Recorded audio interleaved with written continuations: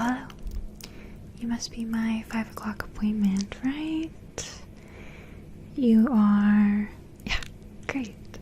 Hi. Nice to meet you. I don't believe we've met before. No. So you've come for some guidance, right? Yes, well, of course. So what I'm here for is your counselor. Yep, we can talk about anything from your life, school, careers, whatever it is that you need help with. That's what I'm here for. Yeah, oh yeah. I love to get to know my students. I love them all. And I find it very rewarding being able to help. Yeah. So, what brings you here today? So you need some kind of advice for the future. Okay, well, you're grade 11 right now, so it's a good time to start thinking about what you'd like to do once you graduate high school. Yeah.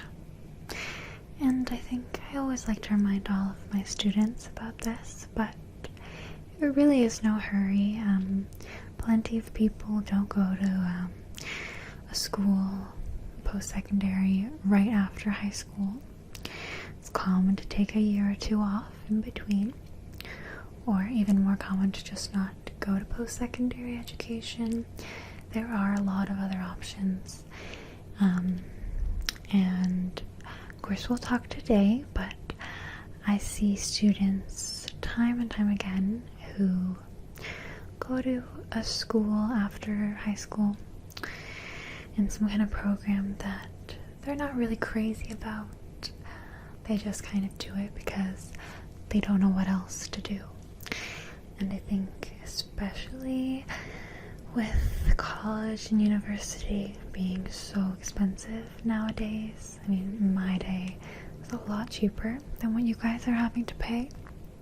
I think it makes sense to kind of wait until you're really certain that it's what you want. Just my 2 cents, but of course we can talk today and I'll be able to give you better advice once I know a little bit more about you and your situation. Okay?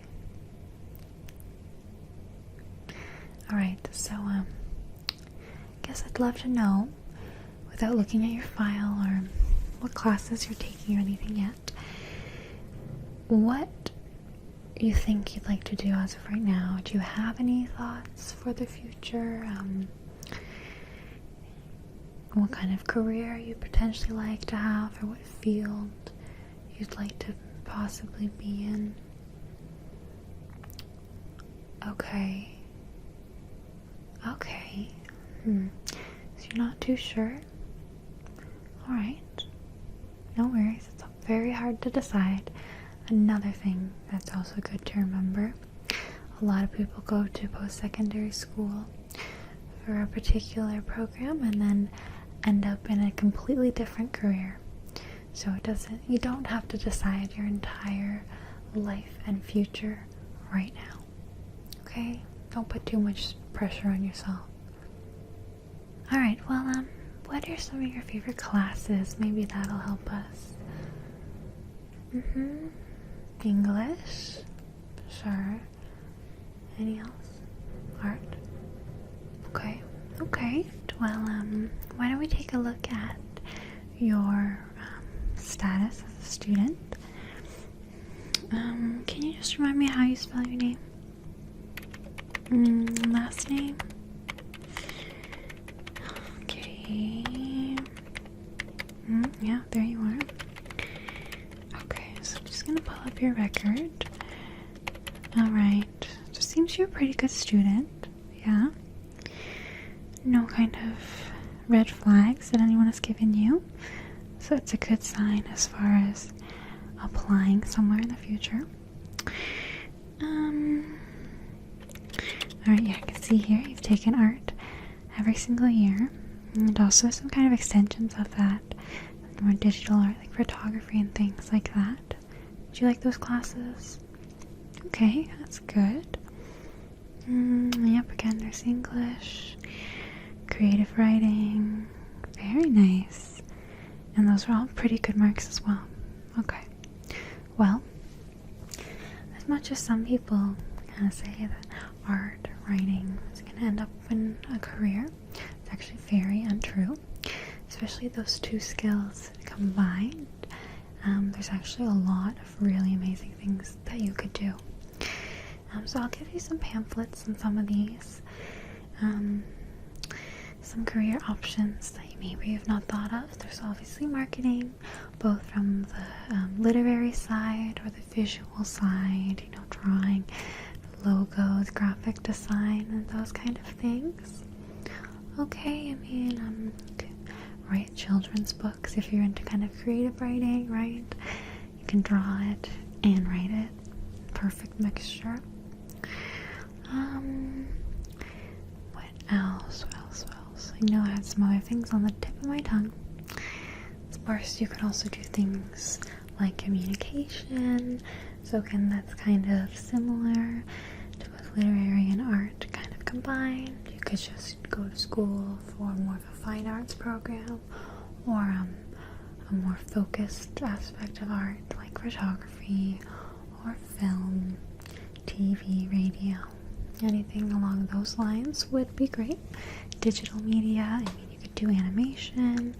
You actually have a lot of possibilities, and especially in this kind of world where technology is really taking over, there's a lot of potential for artists and writers. Yeah. Well, I'm glad. So you hadn't really thought of those? Yeah, sometimes thinking of the career is difficult, but if you know what you love and what you're good at, which best case scenario are the same things as in your case, you actually have a lot of potential, and I don't think you necessarily need to worry. No. Are there any of those that maybe grabbed your fancy even more? If not, I can pull up some different details and pamphlets and things on all of those different programs within the kind of area that specialize in those subjects, so you can think whether post-secondary education is something that you'd like to do. Okay, so actually, if you don't mind, because we are trying to kind of stay as paperless as a school can, obviously tests and whatnot can be totally paperless, but I'm just gonna kind of pull these all up here, and then I'll just send them to you via email, if that's okay. Okay. So I've got a bunch of different programs. I'm gonna run you through them before. I'm not just gonna send you off and tell you to kind of read all of this. Give you a bit of a teaser, but I'm just gonna kind of pull them all up, send them to you, and then we can decide. Or you can, take your time to decide. Yeah, applications aren't actually normally sent until next year, so you've got a good year to really think and try and, discover yourself. And that journey, obviously, never really ends. There's endless parts of ourselves that we discover as we age. It's one of the beautiful things of life. Okay, and then what's your email for me? Yeah. And that's with gmail.com. Okay, great. So I've just sent those to you, so now you've kind of got some paperwork to take a look through at your leisure. Like I said, it's not really a hurry. Now, some of the amazing programs, if we're going to talk about more art-based ones, there's Sheridan College, which is becoming a university actually. I don't know if I remember when, but so it's actually a very, very well-respected school. They've got an incredible animation program, amazing programs for film and television, fine arts. So I would definitely look at Sheridan. They've got a main campus in Oakville, and some kind of branches of it as well. I can't remember exactly where, but all of that information would be in those pamphlets I sent you. It's a very well respected school. From what I understand, I mean, I didn't go there, but from what I understand, the people tend to be very kind and accepting. It's a very kind of positive vibe school, and there's lots of available housing for people who might want to live on residence. And then afterwards, you know, it's a whole city there, so there's lots of places to kind of find and rent yourself, should you like to do that. Another school is OCAD University, so that's in Toronto. And again, they've got fine art, drawing, graphic design, film. Yeah, so there's actually a lot. There's a huge array of schools that also offer communications. One issue, I guess, with both of those schools that I mentioned is that they're kind of within cities, so you're not kind of getting that secluded, classic university, college, party experience. I'm not saying there won't be parties and it won't be fun, but that is something to consider if you've kind of dreamed about living in that environment. If that is the case, of course, there's Western, Carleton.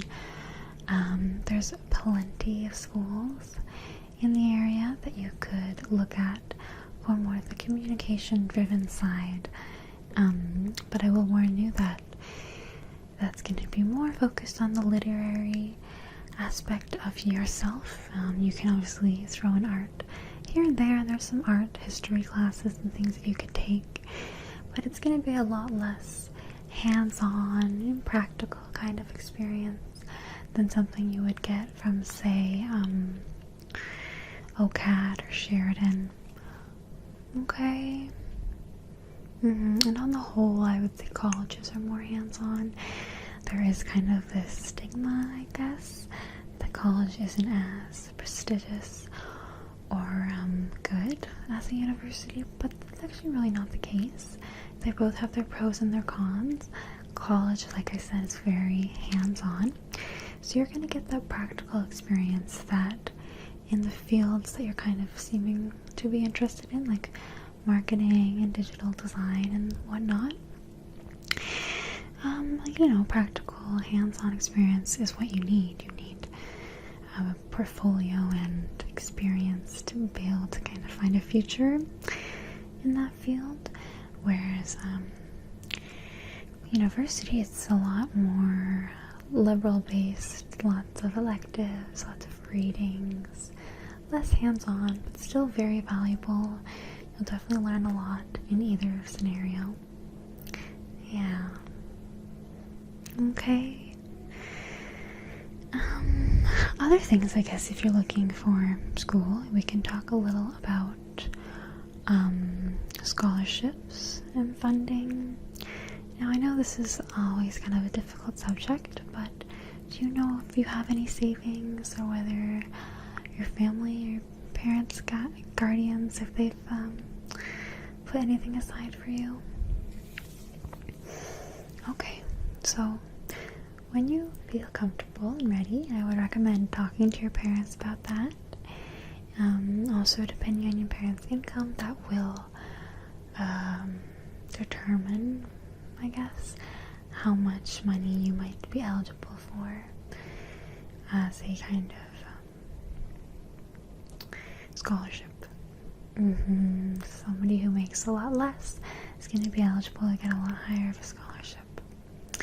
And here in Ontario, we have OSAP, which I'm assuming you've heard of. Little, yeah. It's a pretty kind of annoying process of kind of applying, but once you get the hang of it, it can be a lifesaver, really. If you, in a year, say you get $10,000 in a loan, you actually only have to pay back $7,000. Anything after $7,000 is just yours. Also, when you apply to OSAP, there's also eligibility for some grants that you can get. And depending on how much your parents make, if you can find that out or find out how much they've saved, you can come back to me and we can kind of plug in those numbers and see a kind of estimated amount of how much you might get from OSAP every year to help you, because obviously there's tuition, which is $5,000 to $10,000 a year. I know it's a lot.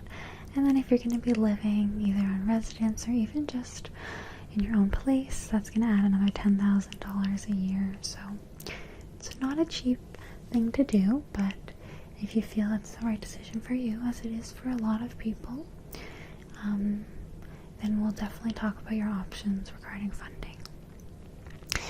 Also, here at our high school, we of course offer some scholarships for our top performing students. So your grades are pretty good, but you need to bump them up a little bit, I would say, to get a scholarship there. But we have options of $5,000, $2,000, and we have a few $1,000 scholarships. And even the smaller numbered scholarships, they might not seem like a ton, but they can really add up. And $1,000 is still $1,000. It's still nice, free money. Yep.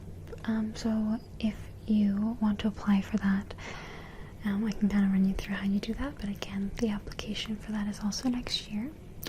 I also included in that email another kind of list of some of the potential scholarships. A lot of them focus on community service, so obviously you need to get your 60 hours in order to graduate. But potentially, if you maybe have gone over and above, or you can really write a great essay. I mean, you're a writer, so it's possible. There's a lot available in that aspect, or just community involvement, school involvement. A lot of kids who have done like sports team and also been on student council, kind of a shoe-in for one of those kind of scholarships. Okay. So there's definitely potential whether your parents are able to help you or not. And then of course there's also a kind of standard loan process going to a bank that I'm not a total expert on, but I can kind of help you out and point you in the right direction, if you will. And usually for students, the banks do give a good interest rate, so it's not the end of the world, but you know, the less money you have to be in debt, the better, of course. Yeah. Alright, is there anything else I can help you with? Any more questions? Yeah, so you can book an appointment anytime. There's no limit on the amount of times you can see me, just so long as my schedule allows it. Yeah, I think it's definitely good that you've kind of started thinking about this a little ahead of time. And like I said, it's no hurry. You've got the whole year to think about it. And should you decide to apply in September, you can, or you can wait. It's very common, and you know, don't feel like you have to do something just because everyone seems to be doing it. Okay? I hope that was helpful then, and like I said, take a look through all those things I've sent you, and should you find a program that you're really keen on, come back to me and we can kind of go through the requirements for application and make sure you've got all the classes that you need. You can start working on different things that you might need for the application. It's always good to be prepared. Okay? It was a pleasure meeting you then. Alright? Yeah, you too. Have a great day. Okay. Bye.